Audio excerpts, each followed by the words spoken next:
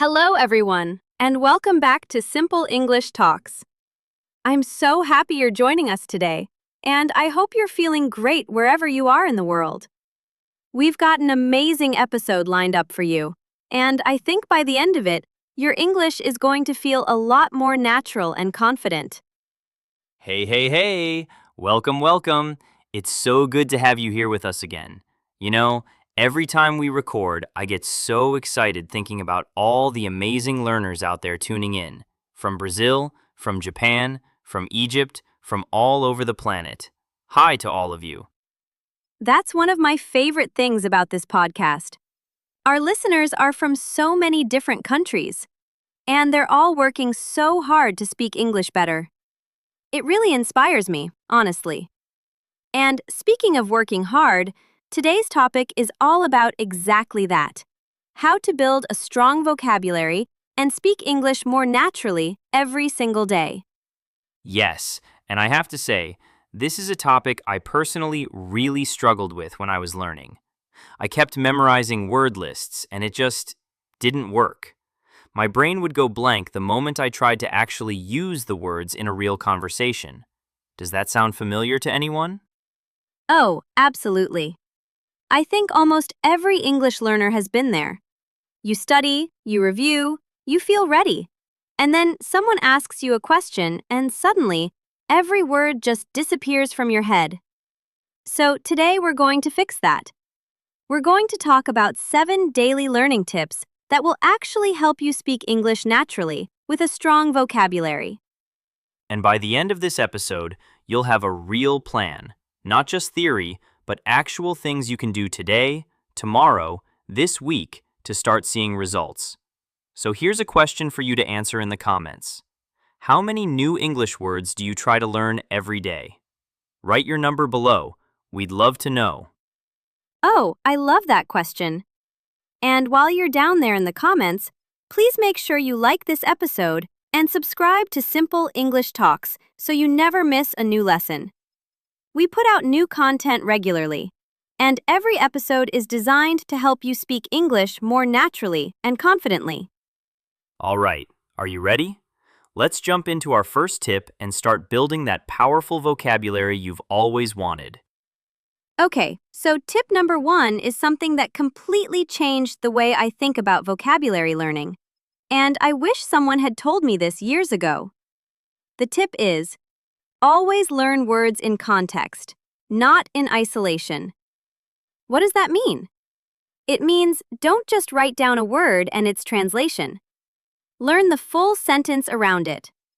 This is so important because when you just learn a word by itself, like, say, the word pursue, you know the meaning, but you don't know how to actually use it. Is it pursue a dream? Pursue a goal? Pursue someone? Without context, you're kind of guessing. Exactly.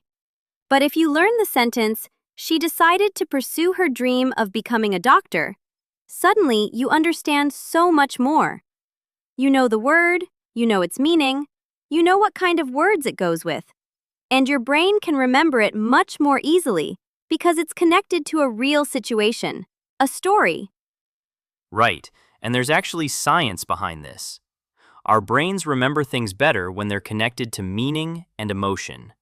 A random word on a flashcard? Your brain doesn't care about that. But a sentence about someone chasing their dream? That sticks. So here's something I want you to try. Instead of writing, pursue equals to follow or try to achieve something, write the whole sentence you found it in. And it doesn't have to be a sentence from a textbook. It can be from a YouTube video, a song, a podcast, like this one, or even a TV show. When you hear a great word, pause, note the full sentence, and save it. That's your real vocabulary bank. Here are a few more examples to show you what context learning looks like. Instead of just learning resilient, learn the sentence. After losing his job, he stayed resilient and found a better opportunity.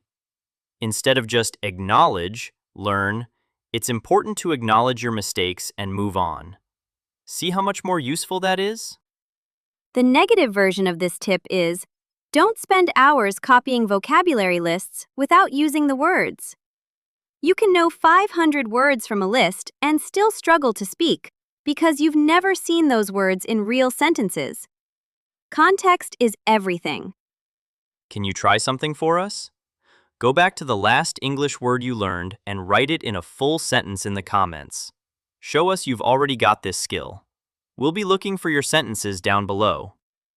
To summarize tip number 1, learn every new word inside a complete, natural sentence. That way, your vocabulary grows and you know how to use the words when you speak. Perfect. And trust me, once you start doing this, your confidence in conversations will grow so much faster. Okay, let's move on to our next tip. Tip number 2 is about how you review the words you've learned. And this is where a lot of people go wrong.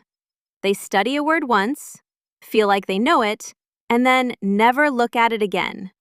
And then 3 weeks later, gone, completely forgotten.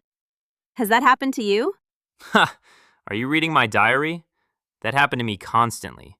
I'd study a whole chapter of vocabulary, feel great about it, and then a month later, I couldn't remember a single word. It was so frustrating. The problem was, I wasn't using something called spaced repetition. So, spaced repetition is a learning method where you review a word at increasing intervals over time. The first day you learn it, you review it the next day. Then 3 days later, then a week later, then 2 weeks later. The idea is that every time you successfully remember a word, your brain gets stronger at keeping it, so you need to review it less frequently over time. There are apps like Anki or Quizlet that do this automatically for you. They track which words you're struggling with and which ones you know well, and they show you the hard ones more often. It sounds simple, but it's incredibly effective. First, add new words every day. Second, review your old words every day too. Third, don't skip your reviews, even when you feel like you already know the word. And paired with spaced repetition, you want to use active recall. Active recall means you're testing yourself, not just rereading your notes. So instead of looking at the word deliberate and its meaning, you cover the meaning and try to remember it. Or you hear the definition and try to remember the word. You're forcing your brain to retrieve the information, not just recognize it. Recognition and recall are totally different things.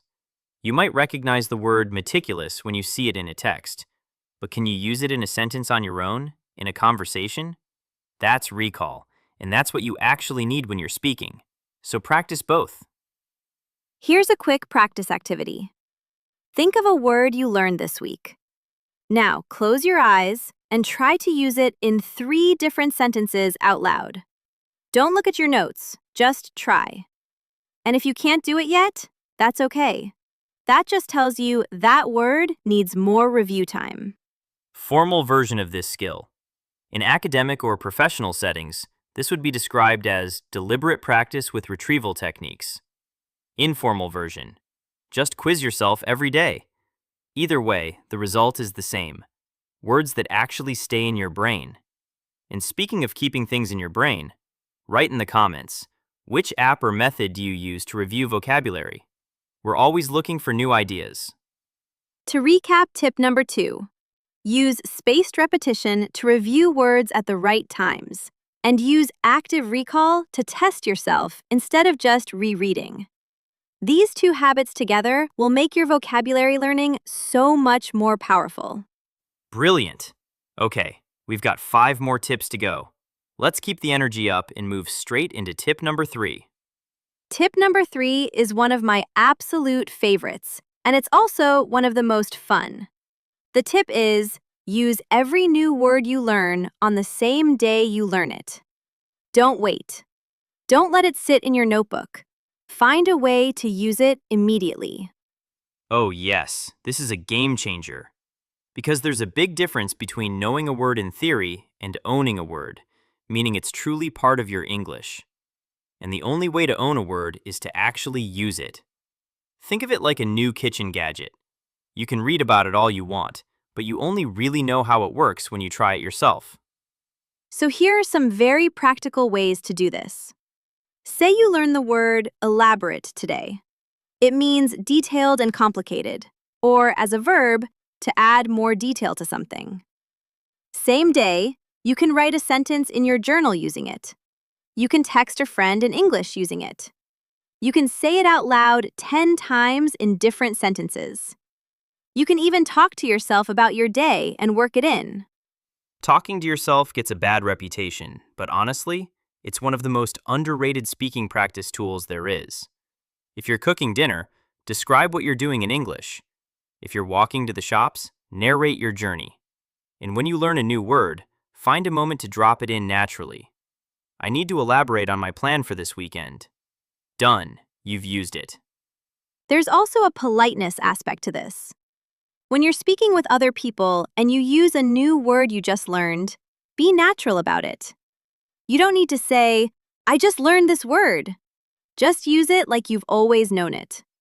The more confidently you use a word, the more natural it sounds, and the more it will actually become part of your natural vocabulary. All right, so we've talked about the difference between understanding and speaking, and we've talked about why you need to practice output. But there's one more huge piece of this puzzle that we haven't discussed yet. And honestly, I think for many learners, this is the biggest one. It's fear. The fear of speaking English is real. It's very common, and it has a massive impact on your ability to speak. Oh, yes, this is so true and so important. I've heard from so many learners who say, I know the words, I know the grammar, but when I open my mouth, everything just disappears. And that feeling of your mind going blank, that's not a language problem. That's an anxiety response. Your nervous system is treating the situation like a threat, and it makes your brain freeze up. Let me paint a picture. Imagine you're in a meeting, or at a shop, or talking to a native speaker at a party. You want to say something. You know roughly what you want to say, but suddenly you become very aware that everyone might be listening and judging. And in that moment, poof, the words are gone. Your heart beats faster. You feel embarrassed before you've even made a mistake. Does that sound familiar? Tell us in the comments if you felt this way.